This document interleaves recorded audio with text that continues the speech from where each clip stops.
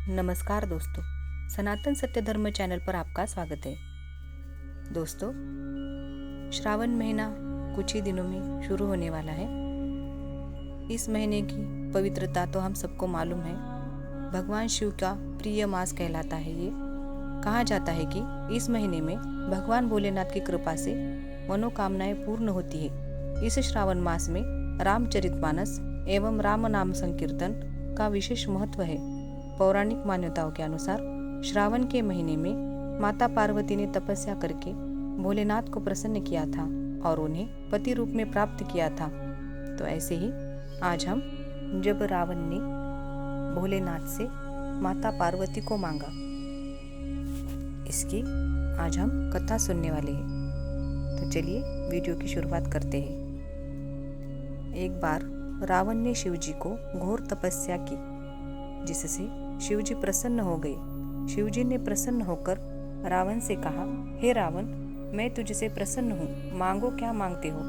तब रावण ने बहुत से वरदान और अन्य वस्तुएं शिवजी से मांग ली। इतने में रावण की नज़र शिवजी के पास बैठी माता पार्वती जी पर पड़ी। माँ पार्वती जी के रूप को देखकर रावण के मन में कलुषित विचार आ गए और उसने भोलेनाथ से माता पार्वती को मांगने का निश्चय किया। रावण ने भोलेनाथ से कहा, हे प्रभु, आपने तो मुझे सब कुछ दे दिया, लेकिन मुझे एक चीज़ और चाहिए। तब शिवजी ने कहा, मांगो क्या मांगते हो। शिवजी ने वचन सुनकर रावण ने कहा, हे प्रभु, हे भोलेनाथ, मुझे पार्वती जी चाहिए। शिवजी तो ठहरे भोले भंडारी, उन्होंने रावण को पार्वती जी भी दे दी। अब रावण पार्वती जी को लेकर चल पड़ा। इतने में नारद जी आए और शिव जी की परेशानी को देख सब समझ गए। नारद जी चल दिए रावण के पास। थोड़ी देर जाने पर नारद जी ने रावण को देखा। रावण को देखकर नारद जी ने कहा, हे रावण, इन्हें कहाँ ले जा रहे हो। तब रावण ने उत्तर दिया, हे नारद, मैंने इन्हें भोलेनाथ से वरदान के रूप में मांग लिया है। यह सुनकर नारद जी ने कहा, ये पार्वती जी नहीं है, ये तो उनकी प्रतिछाया है। पार्वती जी को तो पहले ही भोलेनाथ ने मय दानव के पास पाताल में छिपा दिया था। यदि तुम्हें असली पार्वती चाहिए तो पाताल जाओ। इतना सुनते ही रावण पार्वती जी को वहीं छोड़कर पाताल की ओर चल पड़ा। पाताल में जाकर वह पार्वती जी को ढूंढने लगा।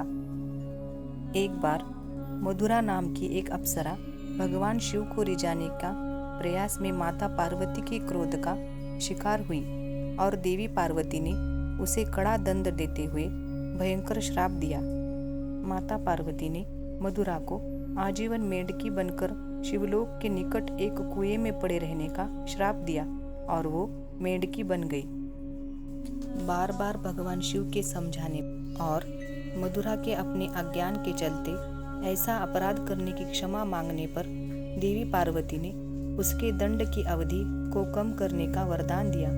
पर 12 साल कठोर तप करने के बाद जब मधुरा के तप और श्राप की अवधि पूरी हुई तो उसी स्थान पर मय दानव अपनी अप्सरा पत्नी हेमा के साथ पुत्री की प्राप्ति के लिए तप कर रहा था।